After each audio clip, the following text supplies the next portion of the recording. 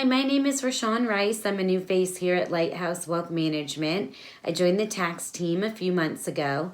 Happy New Year, everybody. With the new year, everybody starts thinking about their taxes.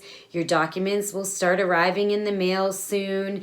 And so I'm just here to give you a refresher on the tax preparation process and what you can expect.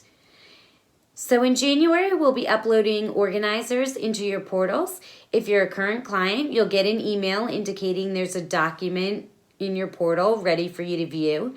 If you're a new client, you will receive an email with instructions on how to activate your portal. Once your portal's activated, you will then receive the same email indicating there's a document in your portal ready for you to view. Today, I'm going to go over those documents with you.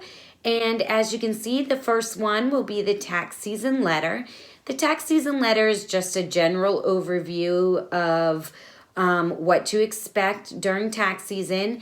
The items in red are documents that will require signatures and that you upload them back into the portal to us. So the first one you're going to see is a privacy policy. This is just for your records. The next one you're going to see is the consent to disclosure of tax return information. Since we partner with Lighthouse Wealth Management, it's required that we get written consent to exchange information with them. This document requires signatures and for you to upload it back into your portal. The next document you will see is the engagement letter. The engagement letter just outlines the nature and extent of the services we provide for you for tax preparation. The next document is the tax organizer. So when you open the tax organizer, you will see the first 2 pages are a questionnaire. Think of the questionnaire as what's changed since last year? What's new in my life? Have you bought or sold a new home? Have you had a change in your marital status? Have you brought a new baby into the world? Have you sent a child off to college? All those things are addressed in the checklist. We ask that everybody please take the time to fill out the checklist and upload it back into the portal to us. The next page you're going to see is just your personal information. The next one has to do with your wages and salaries. This is where in the 2019 column, if there are numbers in there, those were off the documents you had last year, any W-2s or 1099s. So those are just a reference and a guide to help you gather your documents for this year. There's no need to cross out those numbers and put in this year's numbers. It's just a way for you to make sure that you haven't forgotten something that you might have had the previous year. The next sheet you're going to see pertains to your Charles Schwab accounts. If we manage those accounts for you, there's no need for you to upload those year-end tax documents to us.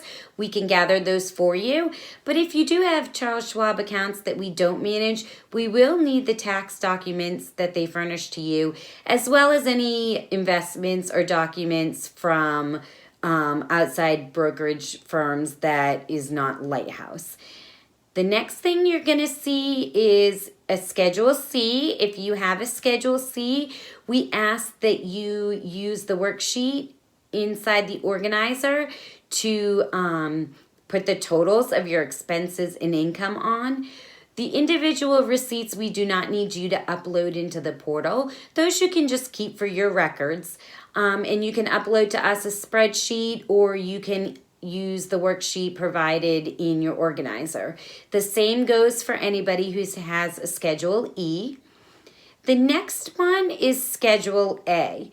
On Schedule A, if you itemize your medical deductions, we ask that you break those down into categories: prescriptions, vision, dental, medical, and then just either handwrite or provide us with a spreadsheet of totals for those expenses, as well as your charitable contributions. Your non-charitable contributions, we would need a list of where they were donated to and what was donated. The next thing would be the real estate bill. If you provide us with your real estate bill and you know which date and payment you've made, if you could go ahead and circle those for us, that way we can accurately report what you paid in real estate taxes. So once you have all your documents mostly gathered, we ask that you upload them into the portal back to us. Now, a lot of people don't have a scanner, so there are some free apps that are referenced in our tax season letter that you can download and turn your photos of your documents into PDFs. Then you can upload those PDFs into the portal and they're good to go and compatible with our tax software. So I look forward to working with all of you this year. Look out for the next segment, which will be the ins and outs of working with your portal. And take care.